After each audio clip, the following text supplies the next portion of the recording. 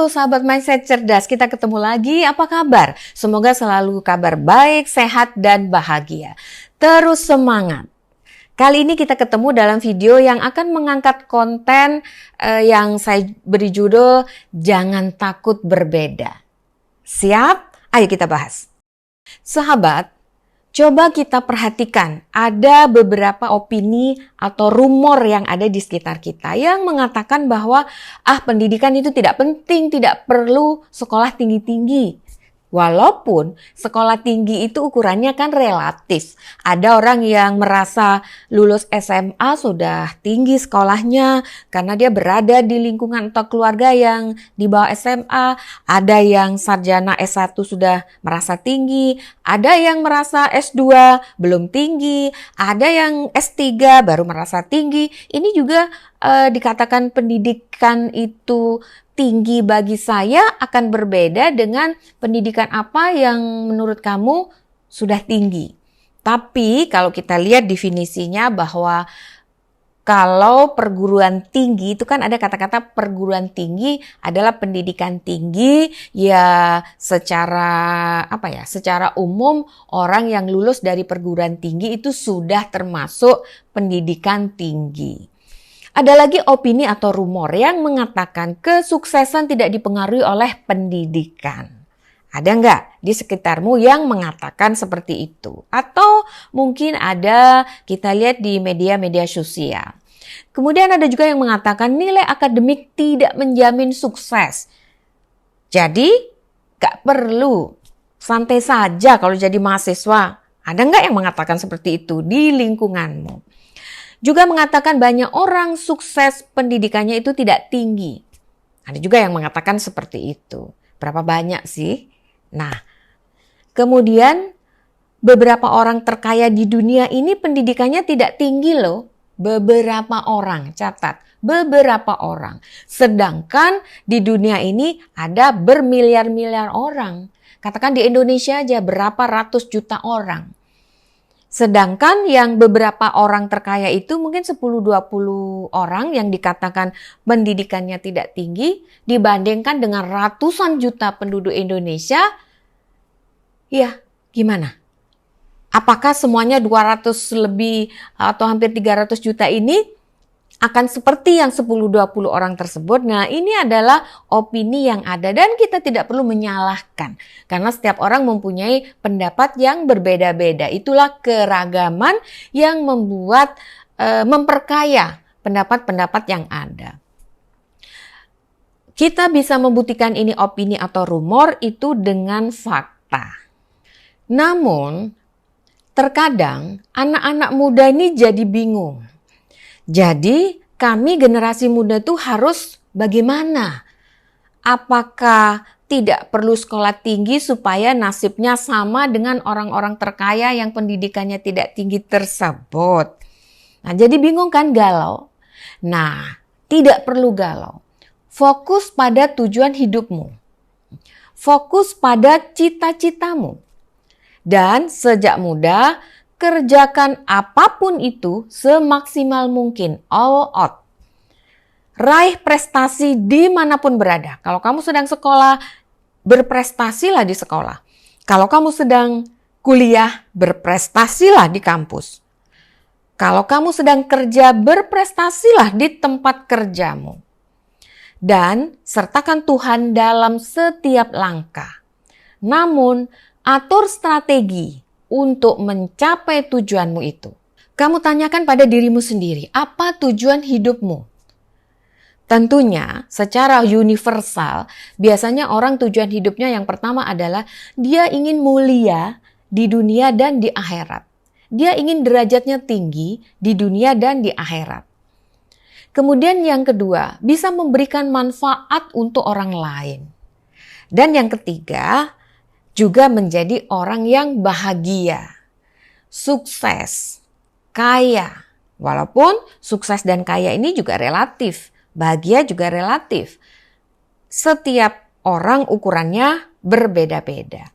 Tetapi rata-rata tujuan hidupnya ini, tujuan hidup kita minimal ada 5 hal ini. Kamu bisa tambahkan lagi kalau kamu punya poin-poin lain dalam tujuan hidup kamu. Setelah kamu paham, kamu tahu apa tujuan hidupmu, kemudian kamu fokus pada cita-citamu. Biarkan rumor atau opini yang ada, tidak perlu ikut berdebat, memperdebatkan pendapat-pendapat orang lain. Karena setiap pilihan mempunyai jalan yang berbeda. Tidak ada jalan yang sama untuk mencapai tujuan yang berbeda.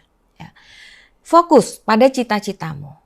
Kalau kamu bercita-cita kerja mandiri, ya seperti pekerja seni, ahli seni, pedagang, pengusaha, wira swasta, kamu fokus di sana. Dan kalau kamu fokus kerja profesi, ya ini pendidikannya harus tinggi. Sebagai dosen harus sampai profesor, sebagai peneliti jadi profesor riset, atau kamu ingin menjadi dokter, harus jadi dokter spesialis, menjadi ahli IT, diplomat, bahkan jadi pejabat, dan yang lainnya. Dua kelompok ini mempunyai jalan yang berbeda. Nah, disitulah kamu petakan, kamu akan memilih jalan yang mana karena tujuanmu sudah kamu tetapkan tujuanmu yang mana. Selagi usia muda, raih prestasi. Perbanyak pengalaman agar tidak menyesal saat usia tidak lagi muda. Semua peluang itu akan memburu orang-orang yang berprestasi. Percayalah. Ukir prestasi di bidang apapun. Prestasi ini sebagai pembeda kualitas diri kita. Bisa prestasi akademik, prestasi dalam hal seni, olahraga, berprestasi dalam bisnis, dan lain-lain. Jangan hanya jadi penonton yang hanya bisa tepuk tangan atas kesuksesan orang lain. Kita harus bijak menyikapi pendapat orang dan selalu bertanya pada diri sendiri. Saat ini, saya sudah sampai di mana, di titik mana. Kemudian, jalan mana yang saya pilih untuk mencapai tujuan saya. Apakah prestasi berpengaruh terhadap kesuksesan? Iyalah. Ini berlaku di semua bidang dan tahapan kehidupan kita. Jangan menjadi yang biasa-biasa saja, harus menjadi yang luar biasa. Jangan sampai menyesal kita nanti. Kalau sedang kuliah, jadilah mahasiswa yang luar biasa.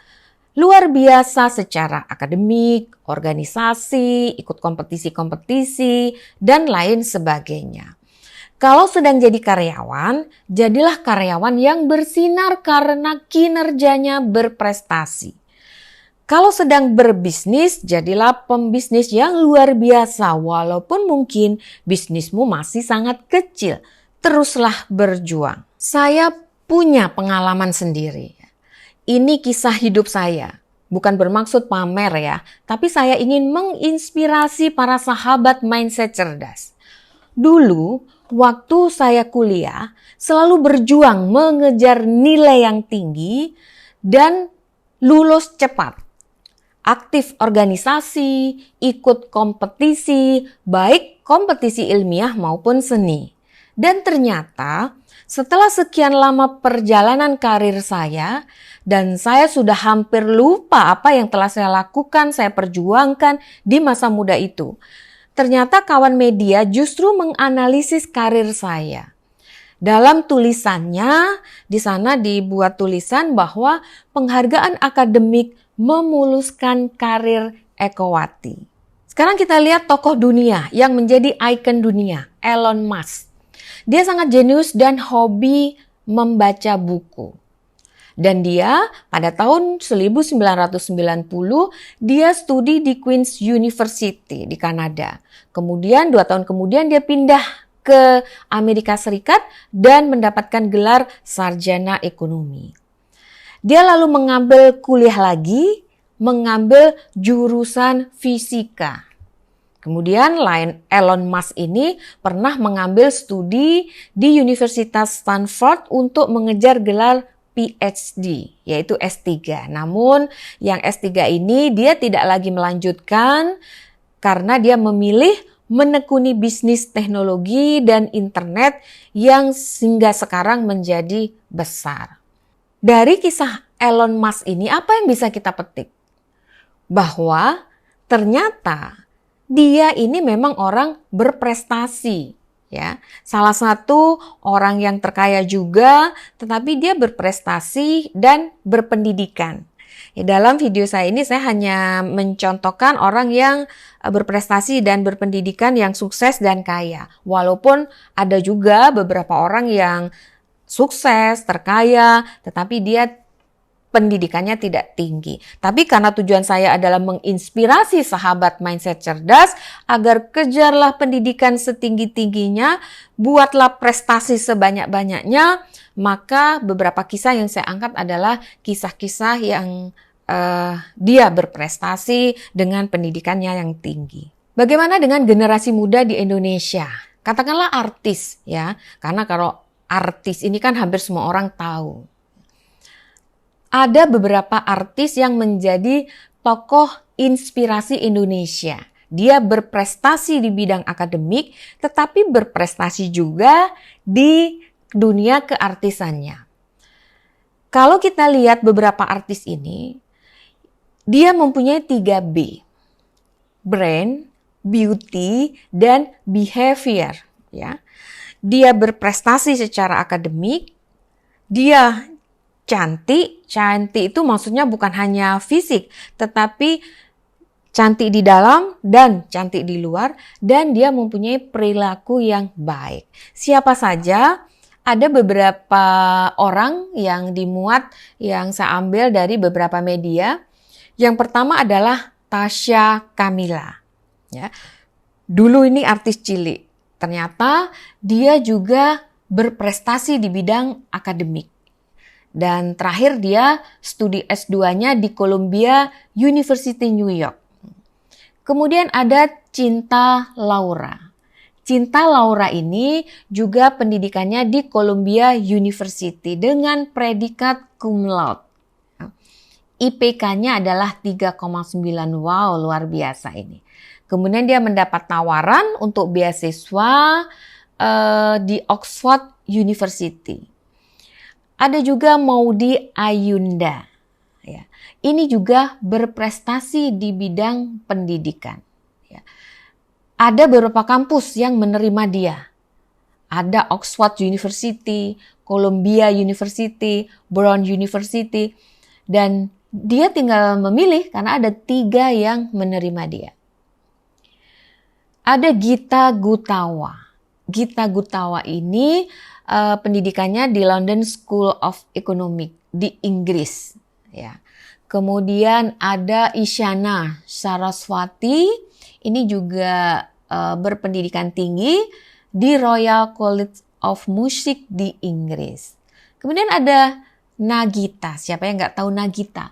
Ternyata dia juga pendidikannya tinggi nih Nagita ini. Dia lulusan dari Universitas Nasional yang ada di Australia. Kalau nggak salah dia di Australia ini Australian National University jurusan Commerce. Ya. Nah, inilah tokoh-tokoh muda yang dia bekerja di bidang seni, tapi dia juga tetap berprestasi di bidang pendidikan untuk mengisi inner beauty-nya. Namun, prestasi akademik saja itu tidak cukup. Kita harus mempunyai pembeda. Ada yang membedakan. Apa pembeda itu? Sehingga kita mudah untuk sukses. Pola pikir kita harus bagus. Mindset kita positif. Mindset sukses. Pengetahuan kita bagus. Kemudian memperbesar peluang. Kalau tidak ada peluang, ciptakan peluang. Diperlukan juga support system yang positif. Dan jejaring kita juga positif. Kalau mau sukses, bergaullah dengan orang-orang sukses. Tidak segan mengembangkan diri, berintegritas, pekerja cerdas, attitude baik, dan selalu menyertakan Tuhan. Kemudian bagaimana strateginya untuk memulai menjadi berbeda? Ya, jangan takut untuk menjadi berbeda. Bagaimana memulainya? Kamu harus mempunyai inspirasi atau terinspirasi dari orang-orang sukses. Setelah kamu sudah terinspirasi, kamu punya mimpi, harus ada target. Dengan adanya target, maka kamu akan menyusun jalannya supaya targetmu tercapai. Tetapi jalan yang kamu tempuh untuk mencapai target itu jangan biasa-biasa saja. Kamu harus menyusun jalan yang inovatif sehingga beda dengan yang lainnya.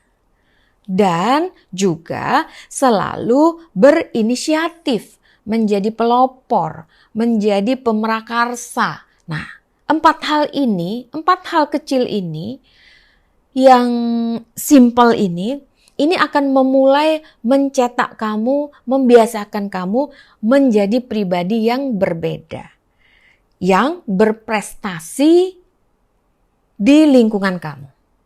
Bagaimana para sahabat? Ayo dicoba. Sampai jumpa.